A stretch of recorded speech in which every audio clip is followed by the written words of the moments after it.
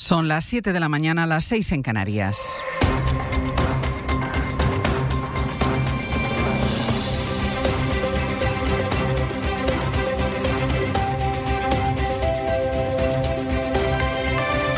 En la cadena SER,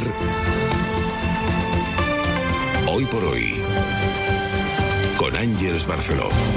Hola, muy buenos días. ¿Qué va a hacer Carlos Mazón? Esa es la incógnita que centra el inicio de esta semana. El presidente valenciano va a comparecer hoy para aclarar su futuro más inmediato después de un fin de semana marcado por las presiones dentro del Partido Popular, un partido que durante más de un año ha sostenido a Mazón a pesar de su gestión de la Dana, a pesar también de los continuos cambios de versiones y la falta de transparencia del presidente para explicar qué estaba haciendo ese día o por qué la alerta se envió tan tarde cuando las víctimas morían ahogadas. Génova guarda de momento silencio después de haber anunciado que iban a hablar ayer Feijóo y Mazón, que ha dedicado este fin de semana en Alicante a pensar en cómo iba a ser su salida. Reflexión que llega después de los insultos que le lanzaron varios familiares en el funeral de Estado al que le habían pedido incluso que no acudiera.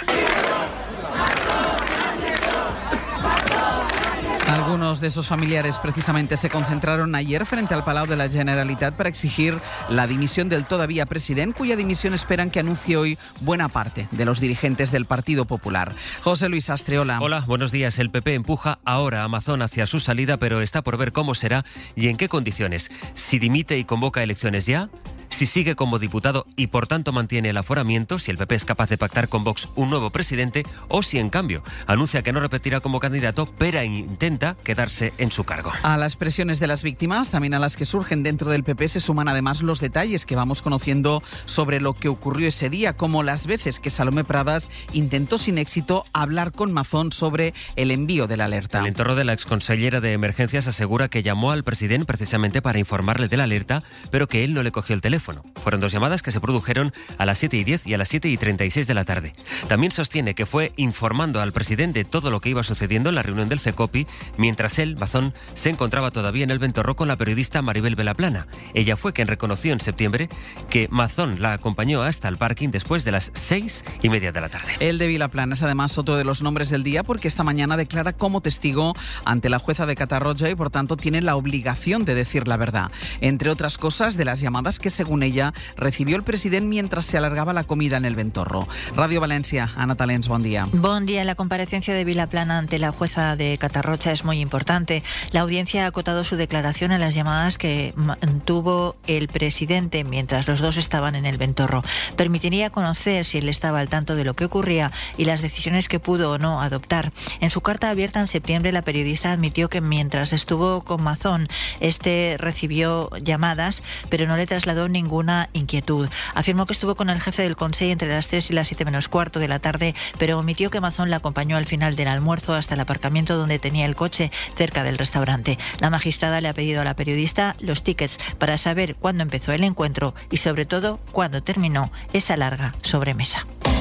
A la espera de ver cómo se resuelve la situación de Mazón, en el PP tratan de centrar el tiro en el otro gran asunto del día, el juicio que desde hoy comienza contra el fiscal general del Estado por un presunto delito de revelación de secretos. Un proceso inédito hasta ahora, porque es la primera vez que el máximo responsable de la Fiscalía se sienta en el banquillo de los acusados. Será hasta la semana que viene, el día 12 de noviembre, cuando declare el propio Álvaro García Ortiz. La pareja de Díaz Ayuso, Alberto González Amador, le acusa de filtrar un correo electrónico en el que su abogado reconocía que él había cometido 2 delitos fiscales y ofrecía un pacto a la Fiscalía. Es decir, todo lo contrario del bulo que había lanzado el jefe de gabinete de la presidenta madrileña, Miguel Ángel Rodríguez, que filtró a algunos medios que era la Fiscalía la que ofrecía un pacto a González Amador. El juicio empieza esta mañana. Pedro Jiménez. El Supremo escribe otra página para la historia. Sienta en el banquillo al fiscal general acusado de un presunto delito de revelación de secretos. Serán 6 jornadas hasta el 13 de noviembre. El tribunal quiere que se cumpla este apretado calendario. Es lo que el presidente Andrés Martínez Arrieta